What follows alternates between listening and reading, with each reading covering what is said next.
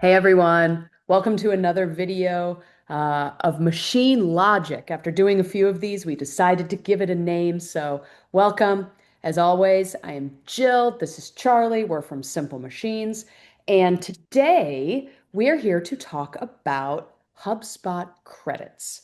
I think there's been a lot of confusion about HubSpot credits. They've been a source of intrigue and curiosity, but also confusing and maybe a bee in the bonnet of some folks. So we're here today to talk about really what they are, what is causing some of the confusion, and how to think about taking advantage of HubSpot credits. So we're talking about this because if you've logged into HubSpot lately, you've probably noticed credits popping up and appearing everywhere. And this is a new system that's part of HubSpot's AI rollout and pricing evolution. So, like I said at the top, we're going to explain what these are, clear up some of the confusion, and help you make smart use of them. So, Charlie, define for us what HubSpot credits are. Right. So HubSpot credits are the way that users can use specifically the AI tools and features in HubSpot that they've been rolling out. So think things like customer agent, breeze agents, tracking intent signals. These are tools that maybe in your subscription, credits are how you're able to put those to work. Got it. And my understanding is an easy comparison is to think of these maybe like cell phone minutes. Is that fair? Like back in the days of old? Right. So you've got a certain amount of credits every month, similar to your minutes that you might have in your plan. So these are pooled credits for the whole account. You can use them up. And then at the end of that, you can either stop or you can go over. And we'll talk about the different ways that you can pay for more. Got it. So these are not user specific, these are account based. So your entire the umbrella HubSpot subscription has so many to work with, not say Jill has X amount, Charlie has Y. Correct. Yeah, Got it. and we'll share some links in the video, but there's different rates for how many credits you can use for different tools. So for example, if you're tracking intent signals, that's going to be 10 credits per company per month. If you're tracking, if you're using AI customer agent, that's 100 credits per conversation. So there's a whole table we'll share.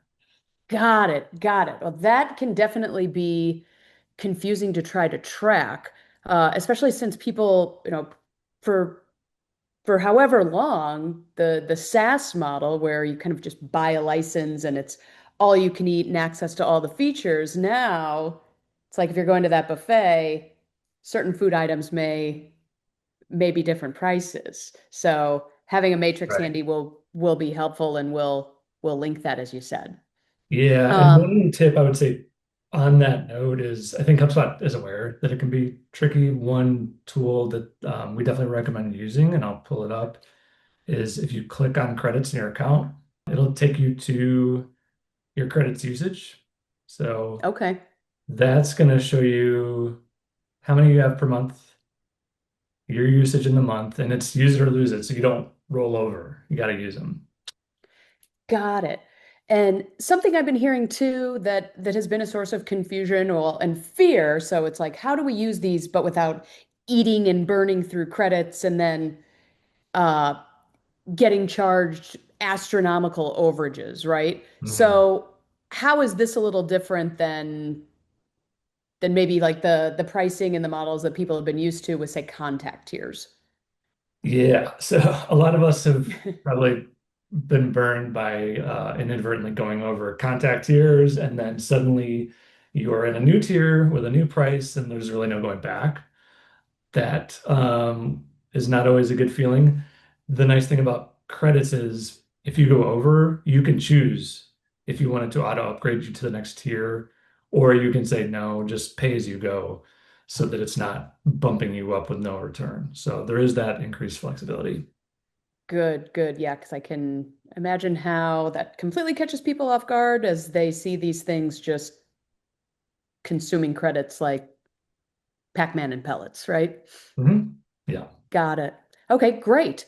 And let's see. So we've talked about like what to watch out for with realizing how much usage you have and how to draw.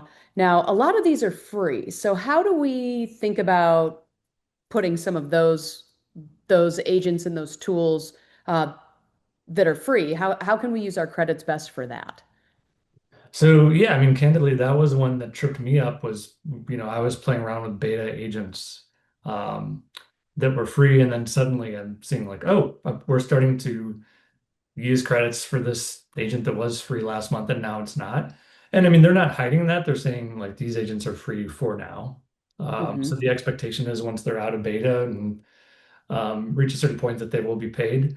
So really that using that usage page that I just pulled up, I check that regularly because that would be one gotcha is suddenly if you're using a ton of one agent that was free and now it's not, suddenly all your credits are gone or you're going over. You got to keep an eye on that. Got it. Got it. So let's see. So gotta check your portal to see what you're working with. Maybe check the matrix to see how much consumption applies across these various featured or jobs that can run. Um, some are free, be on the lookout. And you said they're use it or lose it, right? Anything else that it makes sense to make people aware of, or anything else just as people are about to embark on using these for themselves? Any best practices there? Yeah, I would just say, like to our earlier point about this as a shared pool among your entire account, that there needs to be some communication with the team about how they get used so that, if someone goes maverick and just starts like ripping through credits without the rest of the team knowing, that's probably not a fun Not conversation to have. great. So Yeah. yeah, I mean, whether it's there's one admin who's like the credit master or, there's a regular pulse on here's how we're going to be using credits for the next month, 2 month, 3 months would be a good best practice to follow. Got it. Got it. Yeah, and something I've been seeing folks too is experimenting various functions and jobs with the free credits without fear of being dinged or charged or making something work incorrectly. So yeah, test the free ones, experiment, and if you find something really works or can be automated using the free version, segueing into having it run from the paid perspective should be an easy transition, huh? Yeah, for sure. And I'd say too, just yes, it is a little confusing at first, but I would say just don't be afraid to try it out. Like get in there, experiment with different tools and agents that use credits, get comfortable with how it works. Um, I mean, we're seeing a lot of value from these. We've been kind of talking about lately, customer agent, tracking intent signals, data agent for smart properties. If you're getting value from those, most likely those are credits you're willing to pay for if you want more of them. So Good yeah, point. step one, just get in and start experimenting with them, I'd say. Cool. Well, thanks. I think this has been great. Hopefully this is useful. Like we said, we'll put the links to the resources in the video as well. And as always, if you have any questions or need help tinkering, we're here to help. Awesome. Thanks, everyone. Thanks.